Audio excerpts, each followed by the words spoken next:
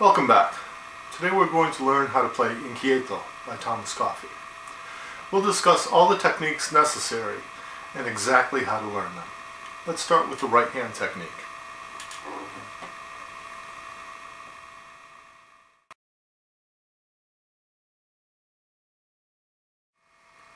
This technique is an alternation between P, the thumb, and I, the index finger. We begin by putting P on the third string, and we hold I up in the hand as if it's already played.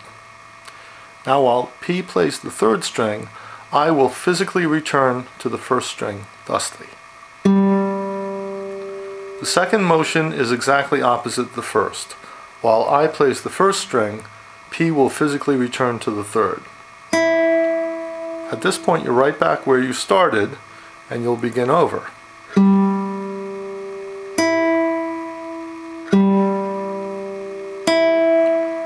This technique is used throughout the piece.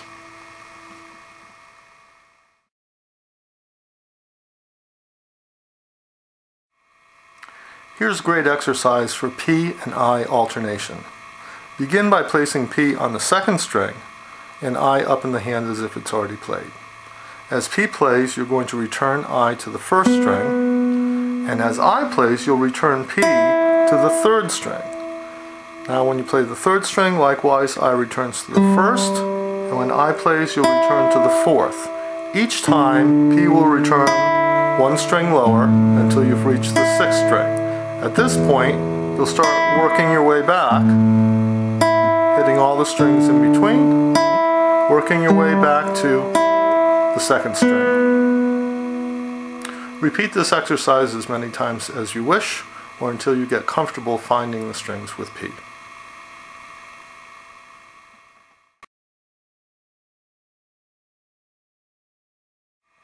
Inquieto is comprised of a bass note melody and a pedal point on the first string. The bass note melody is comprised of all of the notes played with the right hand thumb. That is the first note and every other note thereafter. Because it's a melody, you are obliged to hold each finger of the melody down until the next finger of the melody. For example, the first note is A, and you must hold that down while you play the second note E, and then not until the next note B will you lift that finger.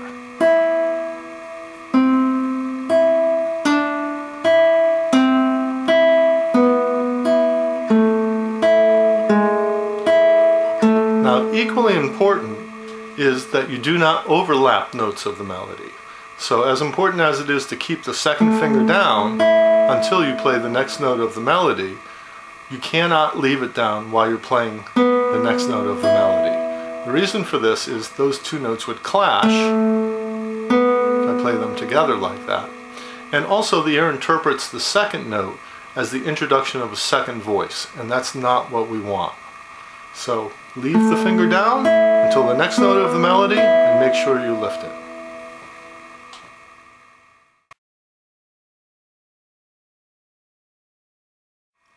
Rehearsal letter A is at the beginning of the fourth measure. If I approach that from the third measure, it will sound like this.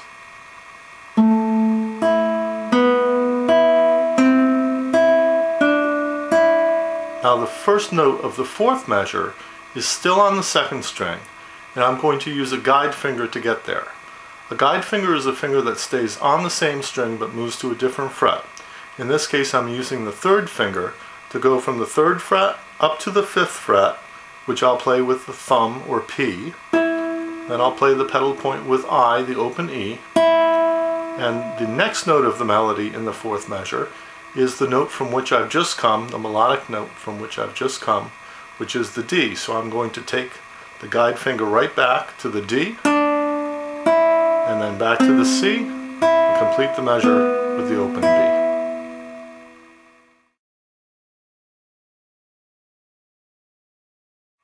Rehearsal letter B is in the very last measure.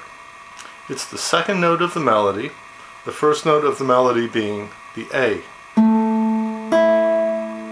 Now, because the next note, E, is in the same fret, I don't want to use the same finger. I don't want to have to jump this finger. So what I'm going to do in its stead is to use the first finger as a replacement finger, and then come to my last note. So again, that measure will look like 2 on the A, replacement finger 1 on the E, and then the open A.